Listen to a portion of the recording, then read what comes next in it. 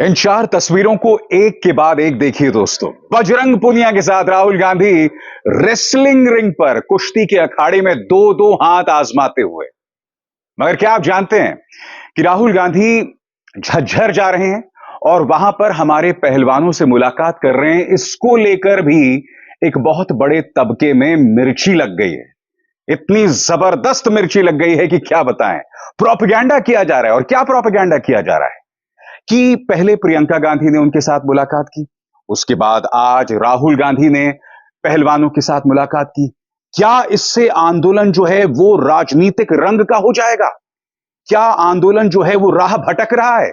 और आप कहेंगे कि ये कौन कह रहा है? दोस्तों, अभी कुछ ही देर पहले मैंने अडानी के न्यूज चैनल के एक पत्रकार को यह कहते हुए देखा। सोशल मीडिया पर यह बयान दिया गया है और मैं दावे के साथ कह सकता हूं, जब तक यह कार्यक्रम आएगा आप प्राइम टाइम में लगभग हर गोदी मीडिया पत्रकार को यही कहते हुए सुनेंगे कि क्या राहुल गांधी को पहलवानों से मिलना चाहिए था, क्या प्रियंका गांधी वाड्रा को पहलवानों से मिलना चाहिए था, क्या आंदोलन को राजनीतिक रंग दिया जा रहा है। अरे सो कॉल्ड पत्रकारों, अगर तुमने साक्षी मलिक की खबर को तरजीह दी होती, अगर तुमने बृजभूषण शरण सिंह को कटघरे में रखा होता, तो इस तरह से विपक्ष को उनसे जाकर मिलना नहीं पड़ता। और सबसे बड़ी बात, यह विपक्ष का काम है। अगर अत्याचार हो रहा है तो विपक्ष के लिए बहुत जरूरी हो जाता है कि वो मुलाकात करें जिनके साथ अत्याचार हो रहा है। यानी कि अब अगर कहीं पर नाइंसाफी हो रही है तो विपक्ष अब उनकी आवाज भी ना बने। यह किस तरह की सोच है, मेरे समझ के परे है वाकई। यहां पर यह कहा जा रहा है कि राहुल गांधी को उन पहलवानों से नहीं मिलना चाहिए था, राजनीतिक रंग दिया जा रहा है। और यह कौन कह रहा है दोस्तों? अभी तो मैंने सोशल मीडिया में अडानी के न्यूज चैनल के एक पत्रकार को ऐसा कहते हुए, ऐसा लिखते हुए कहा। मगर जैसे मैंने कहा, मैं दावे के साथ कह सकता हूं, यही टूल किट अब तमाम पत्रकारों में सर्कुलेट होगी, यह वायरल होगी कि इस मुलाकात के बारे में अनाप शनाप कहा जाए। मैं आपको बतलाना चाहूंगा इस मुद्दे पर राहुल गांधी ने क्या कहा है आपकी स्क्रीन पर। वर्षों की जीतोड़ मेहनत, धैर्य एवं अप्रतिम अनुशासन के साथ अपने खून और पसीने से मिट्टी को सींच कर एक खिलाड़ी अपने देश के लिए मेडल लाता है। आज झज्जर के छारा गांव में भाई वीरेंद्र आर्य के अखाड़े पहुंचकर ओलंपिक पदक विजेता बजरंग पुनिया समेत अन्य पहलवान भाइयों के साथ चर्चा की। सवाल सिर्फ एक है, अपने अखाड़े की लड़ाई छोड़ अगर इन खिलाड़ियों, भारत की बेटियों को अपने हक और न्याय की लड़ाई सड़कों पर लड़नी पड़े तो कौन अपने बच्चों को यह राह चुनने के लिए प्रोत्साहित करेगा? आगे राहुल गांधी क्या कहते हैं, ये किसान परिवार के निश्चल, सीधे और सरल लोग हैं। इन्हें तिरंगा की सेवा करने दीजिए। इन्हें पूरा मान और सम्मान के साथ भारत का सर गौरव से ऊंचा करने दीजिए। 23 दिसंबर को इसी तरह से प्रियंका गांधी वाड्रा ने मुलाकात की थी बजरंग पुनिया और साक्षी मलिक के साथ। और मुलाकात के बाद उन्होंने कहा था कि मैं साक्षी मलिक से एक औरत होने के नाते मिलने आई हूं। याद कीजिए उस वक्त प्रियंका गांधी वाड्रा ने क्या कहा था, सुनते हैं। और आज जब राहुल गांधी मुलाकात कर रहे हैं तो गोदी मीडिया इस पर सवाल उठा रही है।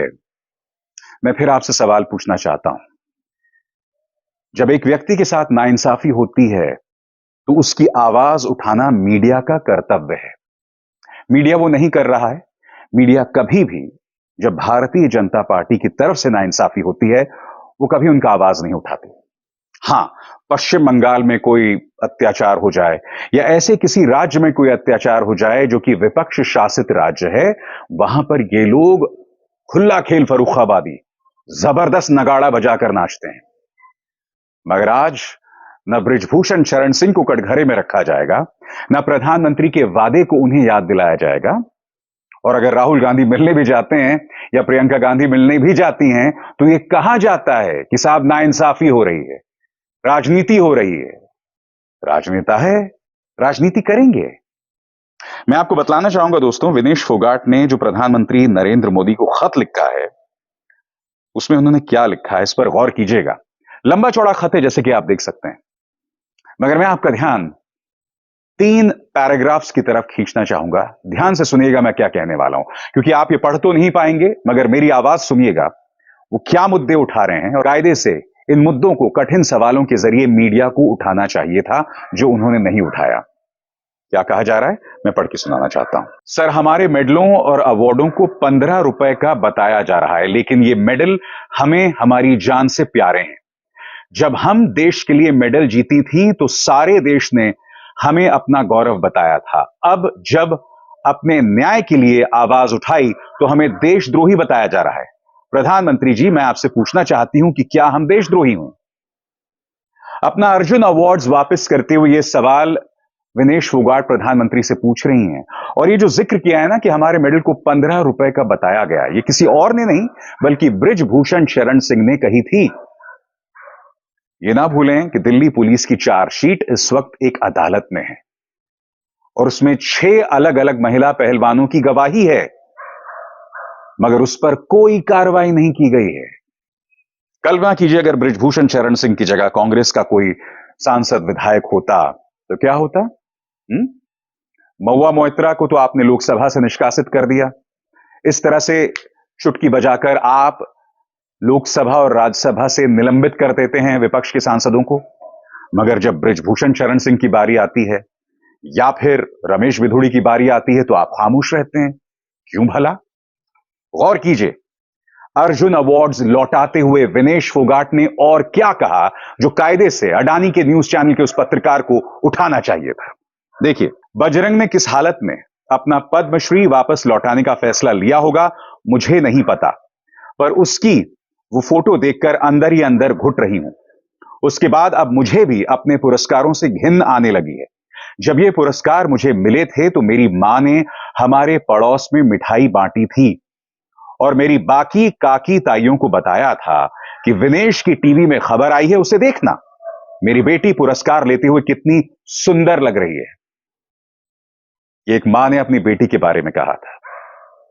और सबसे बड़ी बात, इसी विनेश फोगाट ने जब प्रधानमंत्री नरेंद्र मोदी से मुलाकात की थी तो प्रधानमंत्री ने उन्हें वादा किया था कि हां, आपकी शिकायत पर गौर किया जाएगा। मगर क्या हुआ बताइए ना? सड़कों पर पहलवानों को घसीटा गया और अब ये हो रहा है उनके साथ। आगे देखते हैं दोस्तों। कई बार ये सोचकर घबरा जाती हूं कि अब जब मेरी काकी ताई टेलीविजन में हमारी हालत देखती होंगी तो वो मेरी मां को क्या कहती होंगी। भारत की कोई मां नहीं चाहेगी कि उसकी बेटी की यह हालत हो। अब मैं पुरस्कार लेती उस विनेश की छवि से छुटकारा पाना चाहती हूं, क्योंकि वो सपना था और जो अब हमारे साथ हो रहा है वो हकीकत। मुझे मेजर ध्यानचंद खेल रत्न और अर्जुन अवार्ड दिया गया था, जिनका अब मेरी जिंदगी में कोई मतलब नहीं रह गया है। हर महिला सम्मान से जिंदगी जीना चाहती है, इसलिए प्रधानमंत्री सर, मैं अपना मेजर ध्यानचंद खेल रत्न और अर्जुन अवार्ड आपको वापस करना चाहती हूं, ताकि सम्मान से जीने की राह में यह पुरस्कार हमारे ऊपर बोझ ना बन सके। इन शब्दों से कौन आहत नहीं होगा दोस्तों? इन शब्दों का असर किस पर नहीं होगा? विनेश फोगाट ये अपील प्रधानमंत्री से कर रहे हैं, मगर मजाल है कि प्रधानमंत्री एक भी शब्द कह दें। वो प्रधानमंत्री जो हर मुद्दे पर अपनी बात कहते हैं। जब इटली की प्रधानमंत्री मेलोनी जो हैं, वो ट्वीट करती हैं ये कहकर, उनके साथ सेल्फी खिंचवाकर, और इसे नाम देती हैं मेलोडी, यानी मेलोनी और मोदी मिलाकर मेलोडी। प्रधानमंत्री उस पर भी प्रतिक्रिया देते हैं, मगर साहब मजाल है इस पर एक शब्द कह दें। कुछ नहीं कहा उन्होंने, मगर उनका प्रचार तंत्र राहुल गांधी पर निशाना साधता है। आज भाजपा के ट्विटर हैंडल या एक्स हैंडल ने एक बार फिर उसी झूठ को दोहराया कि राहुल गांधी ये कह रहे हैं कि एक तरफ से आलू डालो, दूसरी तरफ से सोना निकलेगा। आप जानते हैं राहुल गांधी ने यह बात प्रधानमंत्री के बारे में कही थी जब वो गुजरात के चीफ मिनिस्टर हुआ करते थे। मगर ये बार बार कहा जाएगा, आपसे खबरें छुपाई जाएंगी। अगर विपक्ष आपकी आवाज बनता है तो उसी विपक्ष को बदनाम किया जाएगा, क्योंकि मैं लगातार 2 दिन से देख रहा हूं। यह कार्यक्रम मैं आपके सामने क्यों कर रहा हूं दोस्तों? कल याद है आपको कि किस तरह से बिहार से पदयात्रा की कई युवकों ने, और उस पदयात्रा का क्या मकसद था? अग्निवीर योजना के जरिए उनके साथ जो छलावा हुआ था वो मुद्दा उठाना चाहते थे। राहुल गांधी ने उनसे मुलाकात की, मगर साहब मजाल है इतनी बड़ी खबर पर किसी भी मीडिया हाउस ने इसे उठाया होगा। मैं तो एक छोटा सा यूट्यूब चैनल चलाता हूं ना, फेसबुक चैनल चलाता हूं। बावजूद इसके मैं इन मुद्दों को उठाता हूं। मेरी अपनी लिमिटेशंस हैं, अपनी सीमाएं हैं खबरों उठाने को लेकर, क्योंकि मेरी इस टीम में सिर्फ मैं हूं। एक पत्रकार सिर्फ मैं हूं और मेरे अलावा कोई नहीं। और मैं भी न्यूज एनालिसिस करता हूं, ग्राउंड रिपोर्टिंग नहीं करता हूं, मगर मैं इस मुद्दे को आपके सामने ला रहा हूं ना।